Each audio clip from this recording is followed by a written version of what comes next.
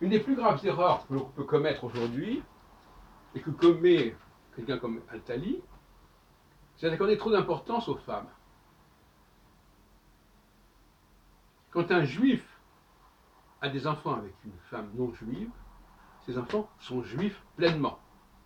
C'est fondamental. La femme est une sorte de caméléon qui va s'adapter à l'élément masculin. On le voit, par exemple, dans les familles royales françaises, elles ont toujours favorisé des mariages avec des étrangères. Alors qu'elles étaient extrêmement sensibles, par ailleurs, à la continuation de la dynastie. Au point que même la loi salique voulait que l'on ne pourrait pas considérer comme une reine une fille de roi. Ça veut tout dire. Donc, la femme prend l'identité de son mari, de son époux, et elle transmet aux enfants qu'elle fait ce que représente son époux. Il faut absolument s'enlever de la tête cette histoire de matrilinéarité, parce que la matrilinéarité, finalement, ça nous conduit à faire deux erreurs. D'une part, considérer que lorsqu'un juif épouse une femme non juive, eh bien, sa progéniture ne sera pas juive.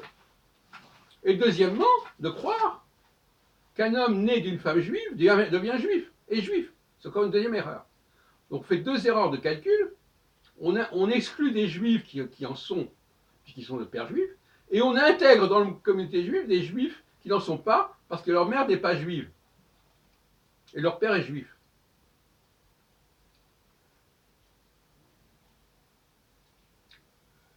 Une femme juive, ça ne veut rien dire. Une femme juive ne transmet pas la judéité. Je ne reviens pas là-dessus, pourquoi on a décidé à un moment donné, après l'exil, cela. C'est en partie parce que l'arrivée de femmes étrangères introduisait des cultes étrangers. Voilà, ça a été la plaie, déjà à l'époque de Salomon.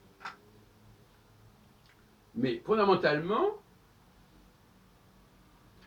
le regard que l'on porte sur la communauté juive, sur le destin du peuple juif, à travers ces fausses représentations de l'homme et de la femme juive, a des effets catastrophiques. C'est ça qui est assez curieux. C'est que c'est les outils intellectuels que j'utilise qui sont faux. Et comme ils sont faux, ils me font voir de manière fausse l'avenir des Juifs. J'irai même plus loin. Je l'ai dit à plusieurs reprises dans nos réunions. Peu importe qu'un homme soit conscient ou pas qu'il soit juif. Pourquoi? Parce que la pratique, selon la Nouvelle Alliance, c'est la pratique du cœur. Ce n'est pas la pratique d'un savoir appris. Et par conséquent, à la limite, c'est important, c'est qu'il y ait une présence juive au monde. Qu'elle soit qualifiée ou pas, qu'elle soit identifiée ou pas, elle est quand même là. Donc, je suis sûr qu'il y a des tas de juifs qui ont fait des enfants au cours des générations, et ces enfants continuent à être juifs, puisque, en fin de compte, c'est un système qui ne peut pas cesser.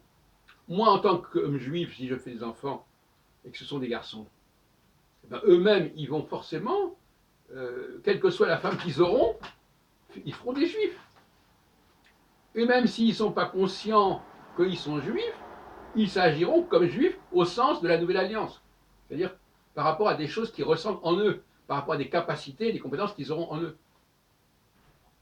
Autrement dit, des discours comme ceux de Jacques Attali sur la situation des Juifs dans le monde, ou des discours sionistes du genre dans la diaspora, c'est catastrophique parce que ceci, parce que cela, sont des discours qui sont fondés sur de faux raisonnements, de fausses analyses, et il faut les rejeter.